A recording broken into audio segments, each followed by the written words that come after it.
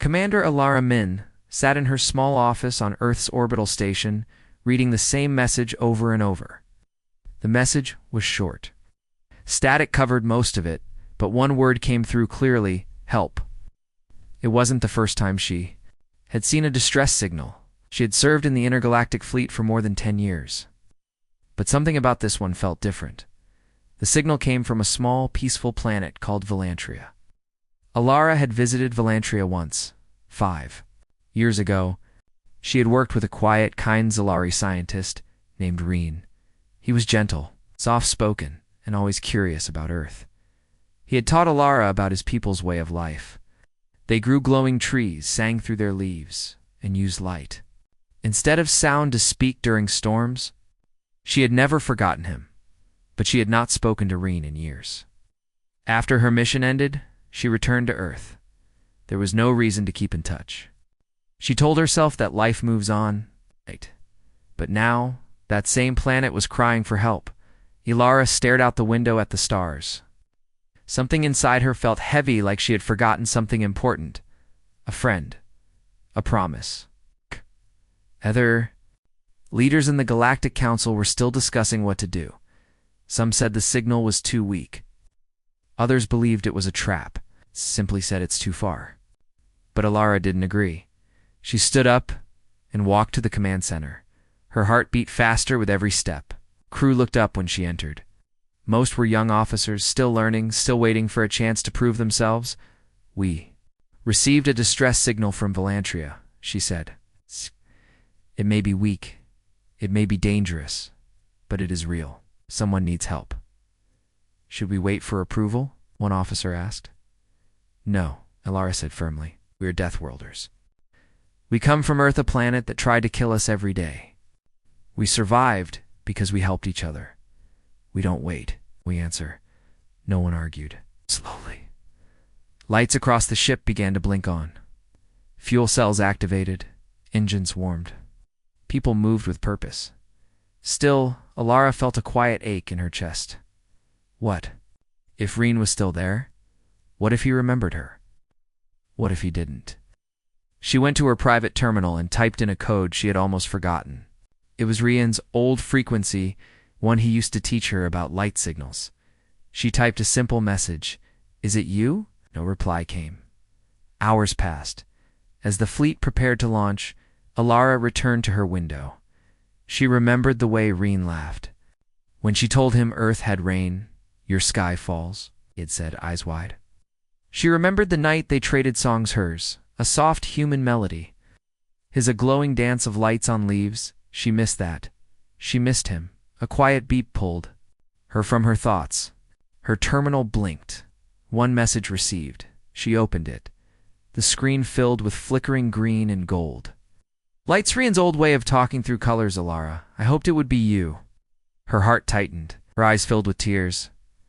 He remembered. She smiled, then whispered, We're coming. Zeralyn stood at the edge of the launch deck, watching the stars through the glass wall. The stars used to make her feel calm. Now they made her feel small. She clutched the small silver token in her pocket, an old pendant shaped like a leaf, glowing faintly. It was a gift from someone she missed deeply. Ryan years ago. Zara had been just a junior student at the Earth's Interstellar Academy when she met Reen. He had come as a peaceful guest from Velantria to teach about plant communication. She had been assigned to help him around campus. Had spoken little, but always smiled. He gave her that pendant the day he left. I hope this keeps a little light with you, he had said. But time passed. Reen left, and Zara became busy with training, missions, and duties. She always thought about writing to him. She even opened the message window a few times. But then she would pause. What would she say? Hi, remember me? Would he even care? Kept the pendant anyway. Now, she had just been chosen for her first long-range mission. The fleet was heading to Velantria. When she heard the name, her heart jumped. She didn't speak in the meeting. But inside, 100 memories returned, and a single thought echoed. I never said goodbye in the command room. Commander Alara Min gave out final instructions. Her voice was steady, but her eyes were tired. Zara had seen those eyes once before, when a pilot got lost in a storm, and Alara stayed awake 3 days straight until he was found. Alara believed in helping people, even when no one else did. "We are not going to rescue," Alara said. "We are going to reconnect with a planet, with a people, with what it means to be human in a galaxy that often forgets." Zara swallowed hard. She wasn't sure she was ready. She wasn't even sure if Reen remembered her. She wanted to ask Alara about Reen if she knew him too. Stuck inside, the fleet launched quietly. There were no big speeches or flags waving, just engines humming and lights blinking green. Zara sat near the window, watching space rush past. She opened her small bag and looked at the pendant again. She remembered walking through the Academy gardens with Reen. He had taught her how different trees use colors to show feelings. "Red is fear," he said. "Blue is thought. Green is peace." She had asked, "What about gold?" Reen had smiled. "Gold is hope." In the ship's common area, Zara met other young crew members. One of them, a cheerful technician named Milo, asked why she looked so serious. "I knew someone on Valantria," she said slowly. "A long time ago." "You think they're still there?" "I don't know, I want to ask. But I don't." "Even know how?" Milo didn't laugh. He just nodded.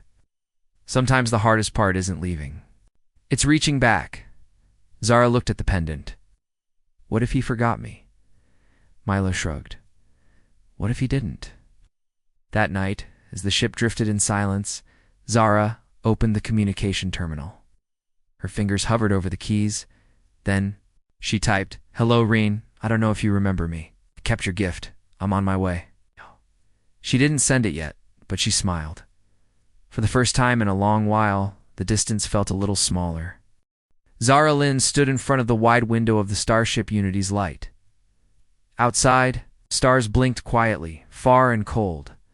The fleet had been traveling for 5 days. No battles, no explosions, just space.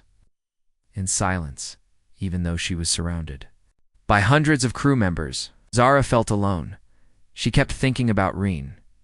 Every time she closed her eyes, she remembered his gentle voice, his glowing leaf songs, and his warm goodbye. She remembered the way he smiled when she tried to mimic the Zellery light signals and failed completely. He had laughed and said, "Don't worry, you'd glow better through your heart than your hands." But that was years ago. And she had never written. Now she was on her way to his home planet, but it wasn't a visit. It was a rescue mission. The idea of seeing him again filled her with both hope and fear. What if he had changed? What if she had, during her shift in the listening room? Zara sat with headphones, checking incoming signals from nearby space. Most were old, broken messages from passing ships or space junk. Some were sad. One signal played a repeating whisper in a strange voice. It was hard to understand, but the words seemed to say, "We waited." No answer came. Zara's chest tightened. That voice sounded tired, abandoned, forgotten. She looked at the others in the room. A few were nodding off. Others stared at their screens. No one else seemed to hear the pain in the signal, but Zara did. She saved the message and added soft earth music to it, a calm piano melody. Then she broadcast it back into space with a message attached.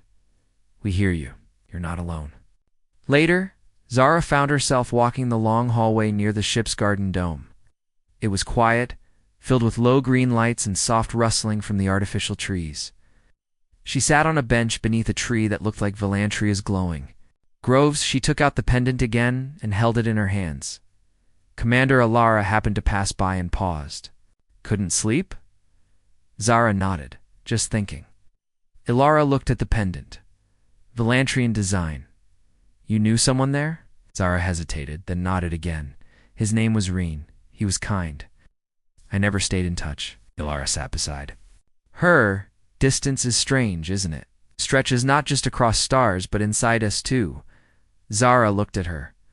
"How do you fix that kind of distance?" "You don't fix it with messages or technology," Ilara said softly. "You fix it by showing up.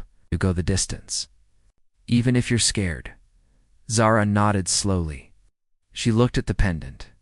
Then she pulled out her tablet. opened the old draft she wrote before, and hit send. Asterisk, far away from Earth, on the quiet green world of Valantria, Reen sat on the highest branch of the light grove tree. The wind brushed through the glowing leaves, but they no longer shimmered like before. The power in the roots was weak. The crystals were fading. So was hope. Reen held a small round screen in his hands. The message from Zara glowed faintly. I remember. I'm on my way. It had taken years. But she had replied he didn't. Know how to feel? Happy? Nervous? A little of both? He looked out over the village. Many of the Zalari had taken shelter underground. The weather had turned harsh. Sunlight was no longer strong enough to charge their solar fields. Crops had stopped growing, and the air was becoming colder. When the first signs came, the council had sent out a signal. Simple SOS. Most believed no one would come. Valantria was too far, too quiet, and too peaceful for most species to care. But Reen had believed. He had believed in humans. Down below, Elder Marvy called up to him. Reen, it's getting dark. Come inside. In a moment, Reen replied. He stayed on the branch, staring at the darkening sky. He remembered Earth, its strange blue oceans, fast winds, loud sounds, and warm smiles. He remembered Zara, her awkward laugh, the way she asked too many questions, and the tiny flower she once tucked into his notebook. He still had that flower. He had thought of her often, but he never sent a message. Why would someone from such a powerful world remember? Someone from a quiet one? Still, he had waited, and now she was coming. Later that night, Reen walked to the beacon grove. This place had once been full of light towers powered by the tree's energy. Now only one tower still stood, barely glowing. He climbed it slowly, carrying the last working solar crystal. His steps were careful but firm. At the top, he placed the crystal in the center. A soft hum filled the air, then dashed light, golden and green, like fireflies swirling in the dark. He touched the control panel and programmed a simple pulse. Still here, still waiting. Above the stars blinked silently, but one moved, then another, and another dot. The next morning, the Zellery children were playing quietly near the gathering hall when they suddenly stopped and pointed up. Look, in the sky, dozens of stars were shifting, slowly moving into formation. One of the older villagers gasped. That's not stars. Those are ships. The Death Worlder fleet had arrived. Reen stood at the edge of the village, his leaf pendant around his neck glowing gently. He couldn't speak. His throat felt tight. They had come. She had come. Zara Lynn stood by the exit ramp of her ship as it opened slowly to the surface of Valantria. The air was cool and still. The ground was soft with glowing moss, and the skies above shimmered with fading green light. All around her, other human ships were landing too. Med teams, engineers, builders. No weapons, no tanks, just help. Zara took a deep breath. Her heart was beating fast. She had waited years for this moment. She was here. But she didn't know what to say. What if Reen didn't feel the same anymore? What if the silence had changed him? She touched the leaf pendant around her neck. It was warm, as if it remembered. On the other side of the village, Reen was helping the elders clean the center square. When he heard the low hum of ships, the sound didn't bring fear. It brought peace. Then he saw them, people in bright suits, smiling and working together, unfolding portable homes, placing solar nets, planting seeds in special containers that could grow fast. And in the middle of it all, one person stood still. Zara. She was taller now. Her hair was pulled back. Her eyes scanned the area like she was searching for something. Or someone. Rian's heart skipped. He dropped the cloth he was holding and slowly stepped forward. Zara saw movement near the tree line. A figure walking toward her glowing pendant. Swinging gently from his neck, her breath caught. It was him. The same soft eyes, the same calm way of moving, but also something new. He looked stronger, wiser, like he had carried his people's hope all this time. They stood just a few feet apart, not speaking. Zara tried to smile. Hi, Reen smiled gently. You came. I wasn't sure you'd still be here. I wasn't sure you'd still remember. I never forgot," she whispered. They both looked down, then laughed softly. The silence between them was longer heavy. It was warm. For the next few days, the village became alive again. Human engineers helped restart the energy flow through the trees. Zelari and humans worked side by side, planting new solar crystals and repairing broken systems. Zara worked closely with the children, teaching them how to use water recycling machines. She laughed as one of the little Zelari wrapped a vine around her wrist like a bracelet. Reen helped translate for the older villagers and showed the human team where the sacred roots ran beneath the soil. In the evenings, the village glowed again. Just from power, but from joy. One night, Zara and Reen sat under the same light grove tree where Reen had once sent his final signal. "It's strange," Zara said, "how distance made me feel so far away from you. It feels like I never left." Reen looked up at the stars. "I think distance isn't just space. It's silence. And today, we broke the silence." Zara nodded. "I was afraid I didn't know how to reach you. You didn't need perfect words," Reen said. "You just had to come." Asterisk, the sun rose slowly over Velantria, casting golden light across the village rooftops. For the first time in many months, the sky felt warm again.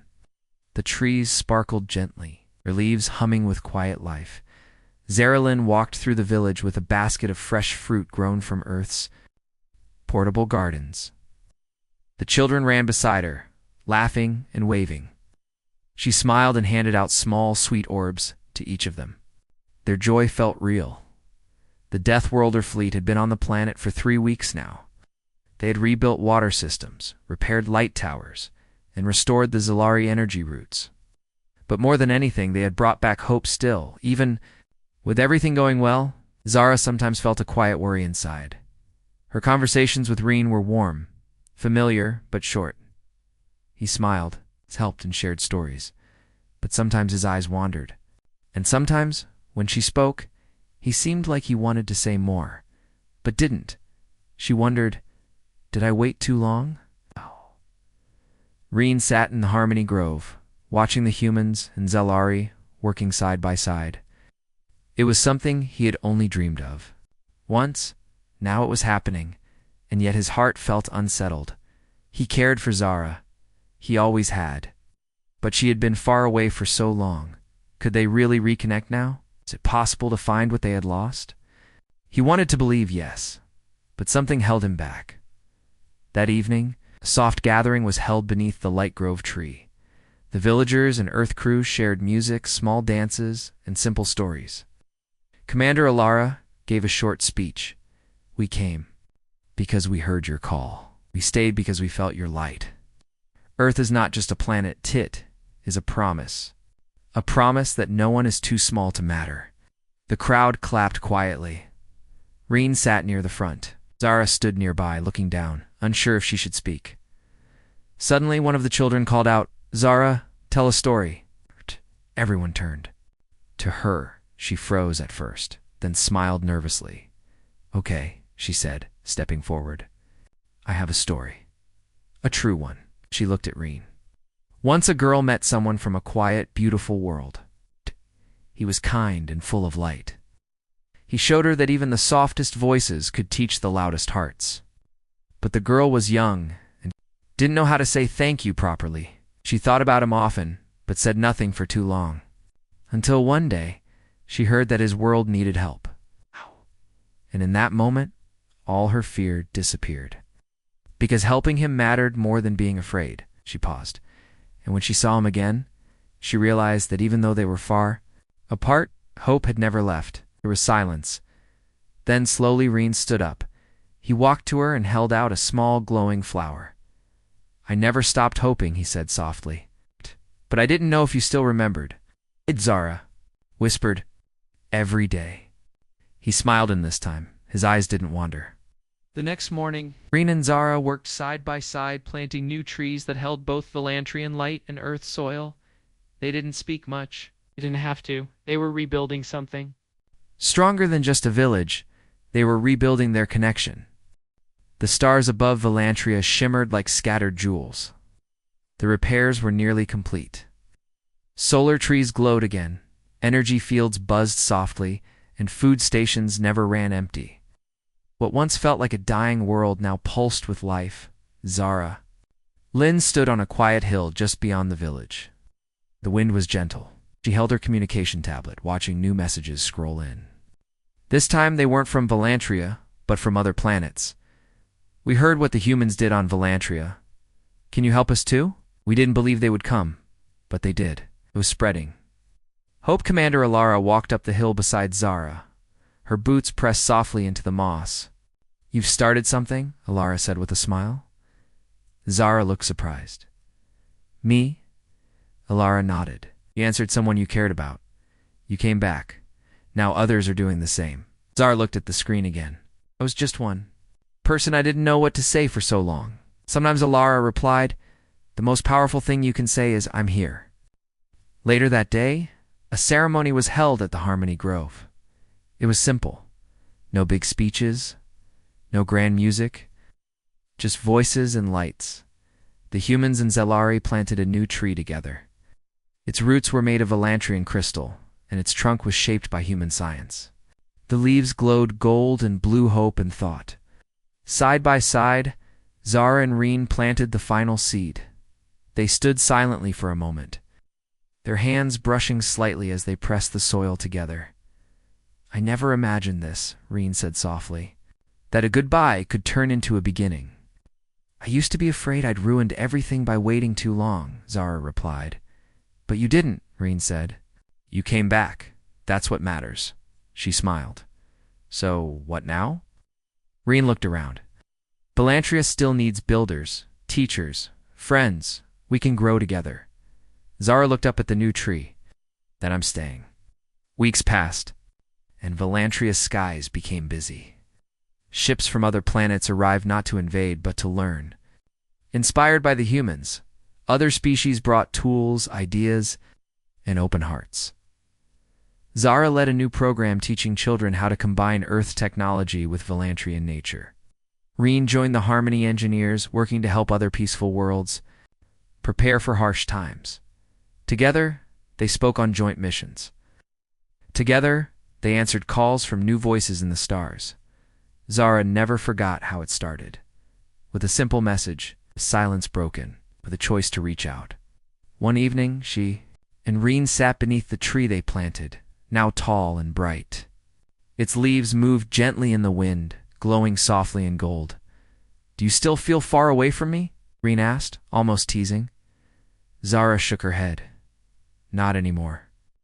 I think distance was never the problem. It was waiting, being unsure. But when we stop waiting and start showing up, we find each other, Reen finished.